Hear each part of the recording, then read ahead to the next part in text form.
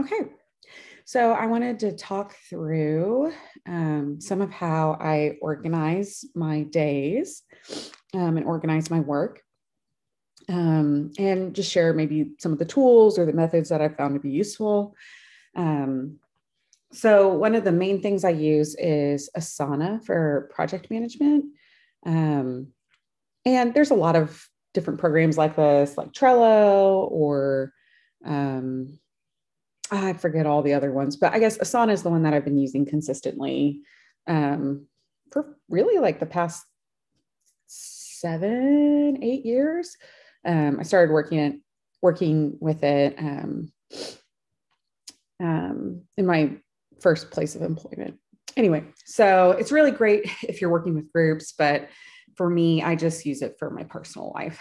So in Asana, I've set up different projects. So I have research projects, my coursework, just my personal goals. And then I have to always have something like life stuff. So that's things like laundry and I don't know, just other nonsense that I will forget about if I don't write it down. Um, and just to show kind of like how I have that set up, I'll show you my coursework.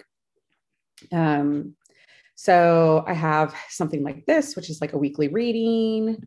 And I just copy and paste this from the syllabus. So I'm able to kind of like keep track. What do I need to read? And I have it set up to recur every Tuesday.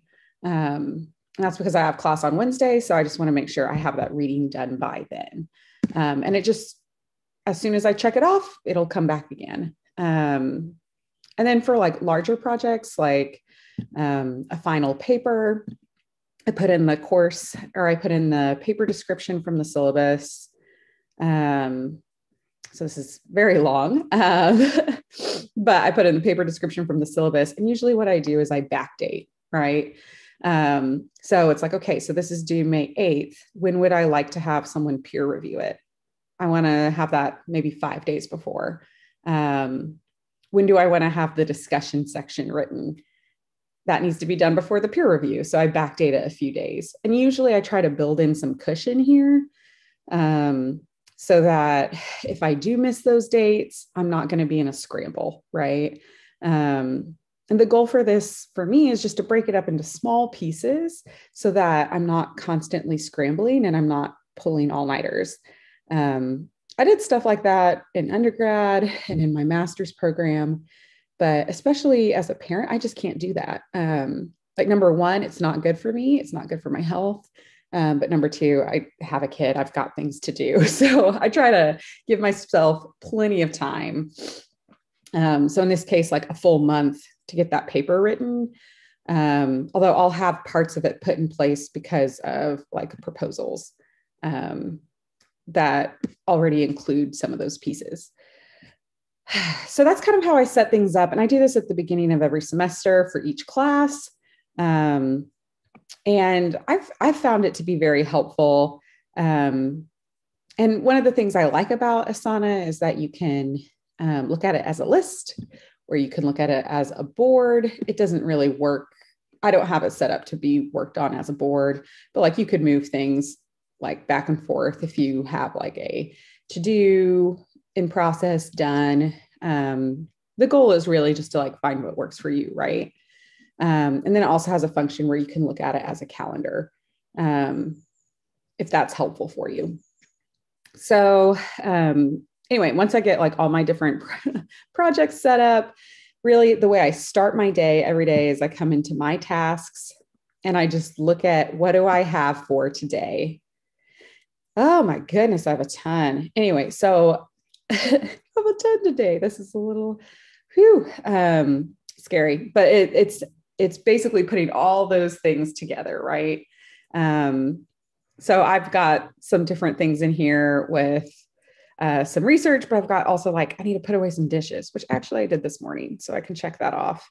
And then I've got like some of these things are from my goals. So it's really just a check-in once a week. So like, have I been listening to what my body needs? And the answer to that is kind of. But I guess I put that in my goals to recur to review every week so that I don't forget about it. Or like, am I walking during Zoom meetings? Like things that just kind of are a nudge to remind me to stay healthy. So some of this isn't like critical.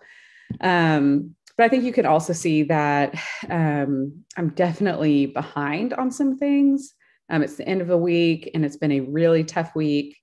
So for instance, this isn't an assignment, but this is another one of those backdating things I've done. So it was a section of my revised paper proposal I was supposed to have done. I'm still haven't even touched it. But that's why I like to build in that time, because even though I'm late on this, I'll just have to go in and make some adjustments on dates, right?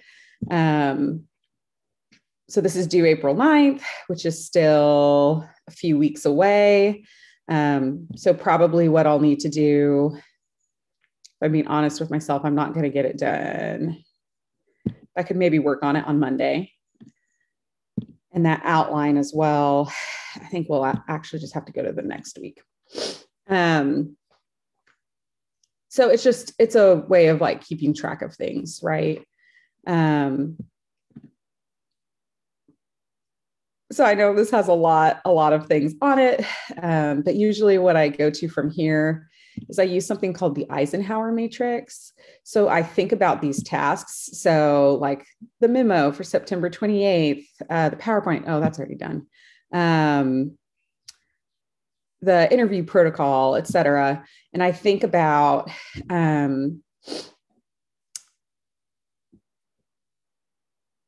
this is maybe a little bit easier way to see it. Like, how important is it and how urgent is it? And I kind of like map it into quadrants. So if it's important and urgent, then it goes in that first quadrant. If it's important but not urgent, so that might be like my final paper. It's important, but it's not due for months. Like it goes into less urgent. Things that are urgent but not that important. So I feel like I always end up with tons of these where it's things like, I don't know, I have to return a phone call or somebody's missing a piece of paperwork. But like, it's not going to stop the world from turning, but like I have to respond to it. Right. And then you also have like less important and less urgent. And those are, I'm trying to think of something that would fit in there. I mean, honestly, it might be like doing the dishes. It's not that important. No one's going to die if I don't get the dishes done. And like, it can sit there for an extra day. It's fine. Anyway, and so the way you're supposed to use the Eisenhower matrix is you do what's important and urgent first. So it's, if you need to get a grant application in and it's due on Friday, then you do that first. If it's important, but it's not urgent, like you have another grant application coming up, but it's not due for 3 weeks, then you schedule it out. Like you make a plan to do it. The third box I find is like ridiculous, which is if it's urgent, but less important, you're supposed to delegate it to others. And I'm like, to who?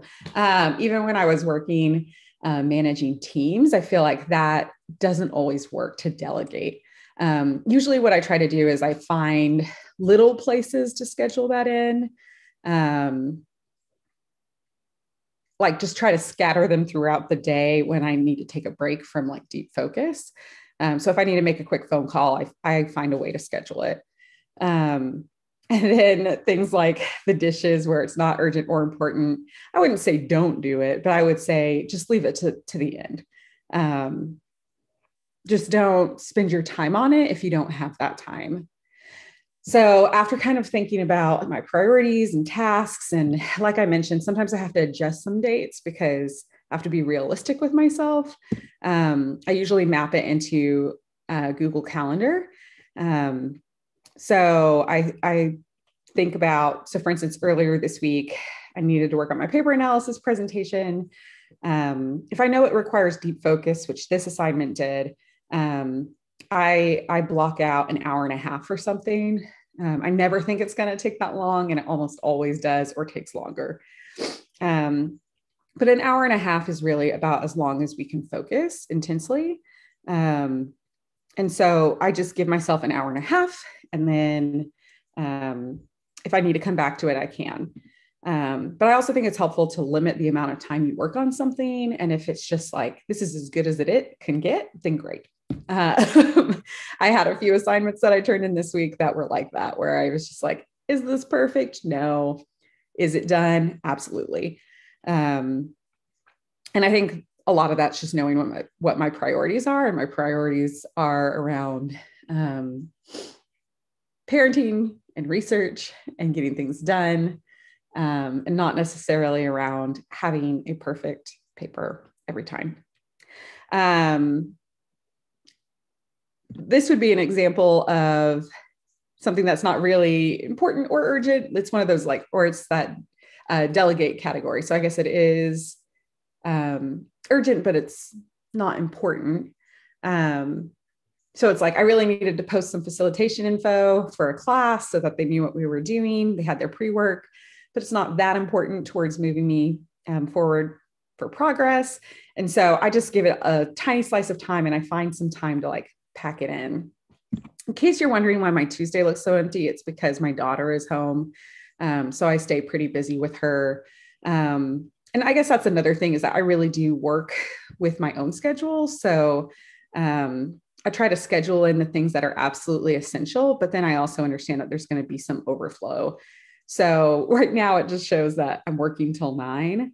After Luna goes to bed, then I'll read for class, I'll work on assignments, but almost every day this week, it was almost till midnight just because of the amount of things I had to do. So this doesn't perfectly reflect things, and it doesn't perfectly help me plan my time, but it does help me keep things organized so that I do have time to be with my daughter in a meaningful way. We have time to have dinners together and to do bedtime together.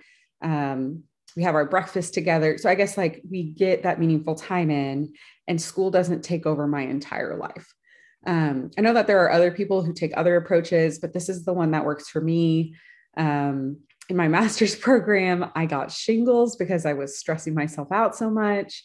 And I don't think that, I don't know. I don't think that's ever worth it.